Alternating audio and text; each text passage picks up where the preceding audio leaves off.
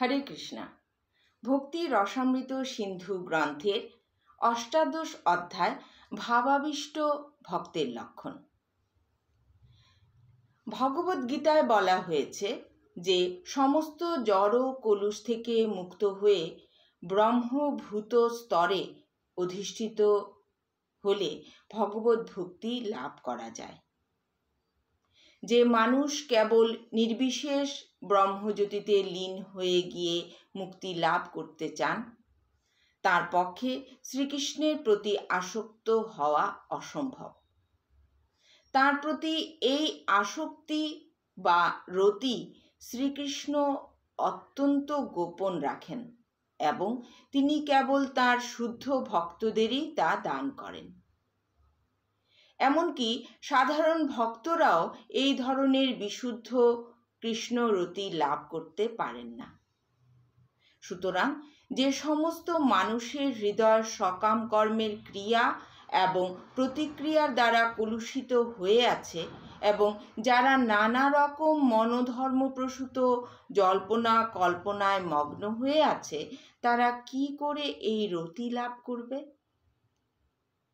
অনেক তথাকথিত ভক্ত আছেন যারা কৃত্রিমভাবে শ্রীকৃষ্ণের অষ্টকালীন লীলার ধ্যান করেন। কখনো কখনো কেউ আবার অভিনয় করে যেন একটি বালকরূপে কৃষ্ণ তার সঙ্গে কথা বলছেন, অথবা রাধারানী এবং কৃষ্ণ উভয়েই তার কাছে এসে তার সঙ্গে কথা বলছেন। এই ধরনের অভিনয়গুলি নির্বিশেষবাদীরাই করে এবং এইভাবে তারা নিরীহ মানুষকে আকৃষ্ট করতে পারে, যাদের ভগবত ভক্তি বিজ্ঞান সম্বন্ধে কোনো জ্ঞান নেই।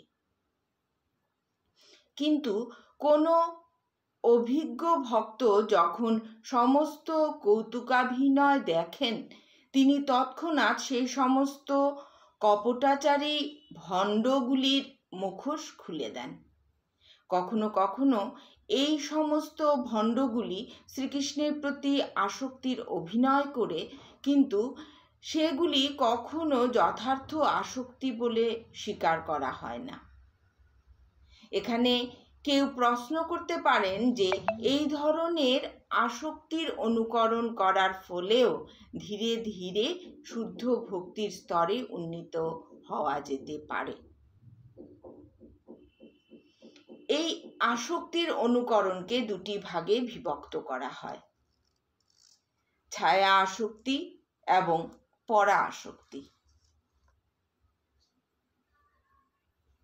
কেউ যখন বৈধী ভক্তি অনুকরণ না করে অথবা সদ্গুরুর দ্বারা পরিচালিত না হয়ে এই ধরনের আসক্তির অনুকরণ করে, তাকে বলা হয় ছায়া আসক্তি।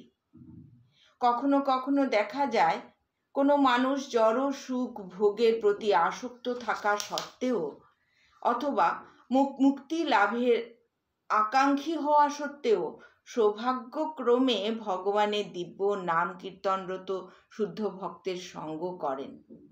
সেই সময় কেবলমাত্র এই শুদ্ধ ভক্তদের সঙ্গ করার ফলে সেই শুদ্ধ ভক্তদের চন্দ্র কিরণের মতো স্নিগ্ধ ভগবত প্রেম তাদের হৃদয়ে প্রতিফলিত হয় এবং শুদ্ধ ভক্তের সঙ্গের প্রভাবে তারা অনুসন্ধিৎসু হয়ে একরকম আসক্তি লাভ করেন। কিন্তু এই আসক্তি অত্যন্ত ক্ষণস্থায়ী। যদি এই ক্ষণস্থায়ী আসক্তির উদয়ে জড়জাগতিক ক্লেশের নিবৃত্তি হয়, তখন তাকে বলা হয় পরা আসক্তি।